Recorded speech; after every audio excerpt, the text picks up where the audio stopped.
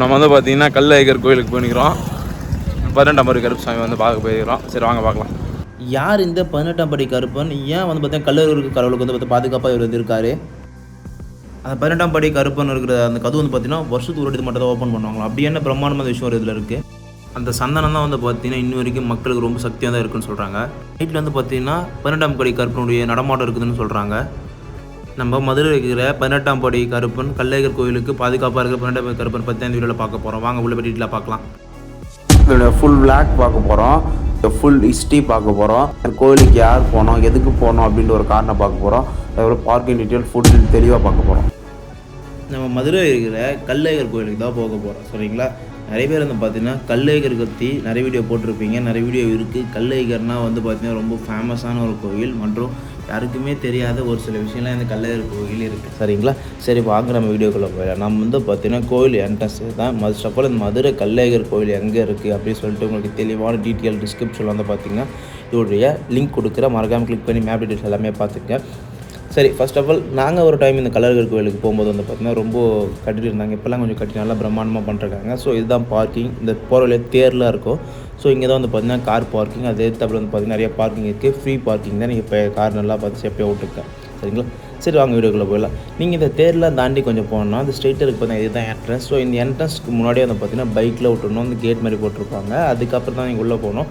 So நீங்கள் entrance கோயிலுக்குள்ளே போகிறீங்கன்னாவே first நம்ம கருப்பசாமி தான் வந்து பார்த்தீங்கன்னா இருப்பார். ஸோ அவரை வழிபாட்டுட்டு நீங்கள் கல்லழகர் வழிபாடலாம் இல்லை உங்களோட இருப்போம் ஒத்து வர மாதிரி. ஸோ நம்ம ஃபஸ்ட்டு வந்து பார்த்திங்கன்னா போகிற வழியில் 18ஆம் படி இருப்பார். ஸோ அவர் நம்ம ஃபஸ்ட்டாக பார்த்துக்கலாம். சரிங்களா? ஸோ போகிற என்ட்ரன்ஸ்லேயே உங்களுக்கு வந்து பார்த்திங்கன்னா நிறைய கடைகள் அப்புறம் நிறைய ஃபோட்டோஸ் நிறைய திண்டிங்கள் அது மாதிரிலாம் இருக்கும். ஸோ நீங்கள் வந்து பார்த்திங்கன்னா போகிற வழியிலே உங்களுக்கு ஏதாச்சும் உங்களுக்கு டவுட் இருந்தால் அந்த போர்டிலேருந்து பார்த்து தெரிஞ்சுங்க. கல்லழகர் கோயிலுக்கு எந்த பக்கம் போகணும், 18ஆம் படி கருப்பன் எங்கே இருக்குது, ஸோ ரெஸ்ட் ரூம் எங்கே இருக்குது, டூரிஸ்ட் மால் எங்கே இருக்குது அப்படின்னு சொல்லிட்டு நிறைய விஷயம் இருக்குது. ஸோ இங்கே வந்து பார்த்திங்கன்னா இந்த கல்லழகருக்கும் ஸோ அப்புறம் வந்து பார்த்திங்கன்னா கருப்பசாமிக்கும் அவங்களுடைய ஹிஸ்ட்ரி பற்றி ஒரு சில ரூமில் வந்து ஒரு புக்கில் வந்து பார்த்தீங்கன்னா எழுதி வச்சுருக்காங்க. நீங்கள் நேராக போனீங்கன்னாவே இந்த லெஃப்ட் இருக்குது பார்த்தீங்களா, ஸோ அந்த அரச மரத்துக்கு எதிர்த்தாப்புல தான் 18ஆம் படி கருப்பன். ஸோ எல்லா இடத்துலையுமே கருப்பசாமிக்கு வந்து பார்த்திங்கன்னா நிறைய விதமான விஷயங்கள்லாம் இருக்கும். எடுத்துக்காட்டு வந்து பார்த்திங்கன்னா சிலை இருக்கலாம், உருவம் இருக்கலாம். ஆனால் இங்கே வந்து பார்த்திங்கன்னா அப்படி எதுவுமே கிடையாது.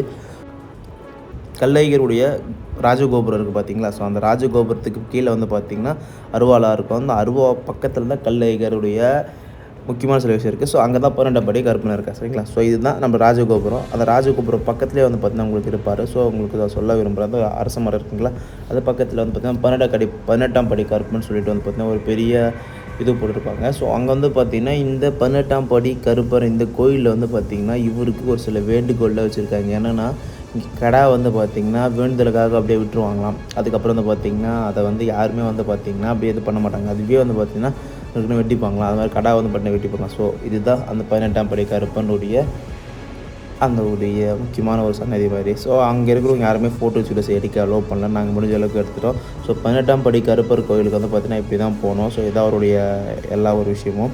அதுக்கப்புறம் நீங்கள் ரைட் சைட்லேருந்து பார்த்தீங்கன்னா நேராக அதுக்கு எதிர்த்தாப்புலேயே போனீங்கன்னா உங்களுக்கு ஒரு பெரிய பார்க்கிங் ஸ்லாட் இருக்கும். இங்கே வந்து படுத்துக்கலாம், தூங்கி ரெஸ்ட் எடுத்துக்கலாம்.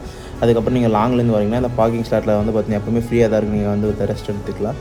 அதுக்கப்புறம் வந்து பார்த்திங்கன்னா 18ஆம் படி கருப்பசாமிக்கிட்ட வந்து பார்த்திங்கன்னா கடா வெட்டத்தில் வந்து பார்த்திங்கன்னா அங்கே இருந்துச்சு. ஸோ பார்க்குறதுக்கு வந்து பார்த்திங்கன்னா அழகாக இருந்துச்சு. ஸோ இதுதான் 18ஆம் படி கருப்பசாமியுடைய ஒரு சின்ன விளாக். சரிங்களா? இப்போது நம்மளோட அவரை பற்றி வரலாறு பார்க்கலாம். உங்களுக்கு வந்து இந்த கருப்பசாமியுடைய 18ஆம் கருப்பசாமியுடைய உங்களுக்கு சிம்பிளாக ஒரு விஷயம் சொல்கிறேன்.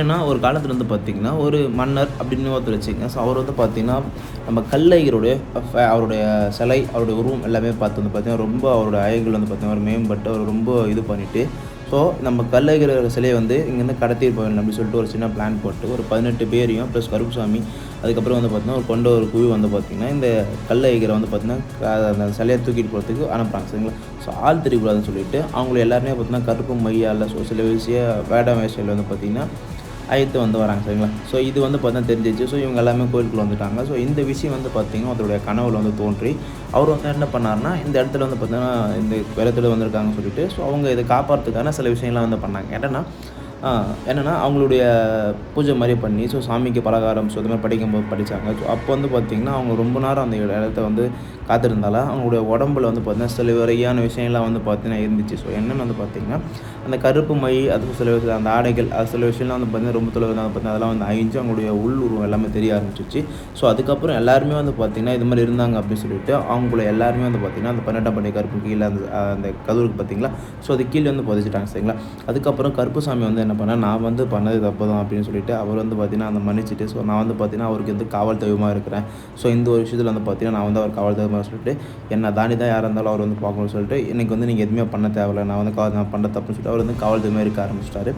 என்னென்னா அவருக்கு பண்ணுற பரிகாரத்தில் இல்லை அவருக்கு பண்ணுற படைக்கிறதுல எனக்கு வந்து ஒரு சில பொருள் மட்டும் எனக்கு கொடுங்க, ஸோ அதிரசம் அது மாதிரி அவருக்கு பிடிச்ச ஒரு சில பொருள் மட்டும் கொடுங்க அப்படின்னு சொல்லிட்டு 12ஆம் படி கருப்பசாமி வந்து பார்த்திங்கன்னா இந்த இடத்துல வந்து பார்த்திங்கன்னா பாதுகாப்பாக இருக்காங்க. ஸோ இங்கே அந்த இடத்துலையுமே இல்லாத ஒரு ஃபேமஸான ஒரு சில விஷயம்னா கருப்புசாமிக்கு வந்து பார்த்திங்கன்னா கோயிலுக்கு இது கிடையாது, கோபுரம் கிடையாது, சிலை கிடையாது, ஜஸ்ட் அந்த கதவு தான். அந்த கதவுல வந்து பார்த்திங்கன்னா சந்தனம் பூசிட்டு அவங்களுடைய நாம வரைக்கிட்டு வச்சுருப்பாங்க. ஸோ அதனால் 18ஆம் படி கருப்பு வந்து பார்த்திங்கன்னா இடத்துல அவ்வளோ ஃபேமஸ். இன்னொரு விஷயம் வந்து பார்த்திங்கன்னா அந்த 18ஆம் படி கருப்பு அதில் இருக்கிற அந்த சந்தனமும் அதுக்கப்புறம் வந்து பார்த்திங்கன்னா அது உள்ளே இருக்கிற ஒரு சில நிறைய விஷயம் வந்து பார்த்திங்கன்னா ரொம்ப சக்தி வாய்ந்த ஒரு விஷயமாக சொல்கிறாங்க. அதுக்கப்புறம் மதுரையில் ரொம்ப ஃபேமஸான ஒரு திருவிழானவே கல்லைகர் திருவிழா தான். அந்த கல்லைகர் திருவிழாப்போ இவர் வந்து பார்த்திங்கன்னா ஆற்றுக்கரையில் வந்து இறங்கும்போது கல்லைகருக்கு பாதுகாப்பாகவும் அங்கே இருக்கிறவங்க எல்லா விஷயத்துக்கும் இங்கே இருக்கிற மக்களுக்கு வந்து பாதுகாப்பாகவும் 12ஆம் படி கருப்பன் தான் இருக்கார் அப்படின்னு வந்து பார்த்திங்கன்னா இப்போ வரைக்கும் நம்பப்பட்டு வருது. ஸோ இப்போ வரைக்கும் ஒரு எல்லாருக்குமே சார்ந்த ஒரு விஷயம் இருக்குது சரிங்களா. முக்கியமான விஷயம் வந்து பார்த்திங்கன்னா 12ஆம் படி கருப்பன். ஸோ அவ்வளோதான். இதுக்கப்புறம் வந்து பார்த்திங்கன்னா நம்ம நெக்ஸ்ட் வீடியோவில் வந்து பார்த்திங்கன்னா கல்லைகர் பற்றி பார்க்கலாம். மறக்காமல் நெக்ஸ்ட் வீடியோ பாருங்கள்.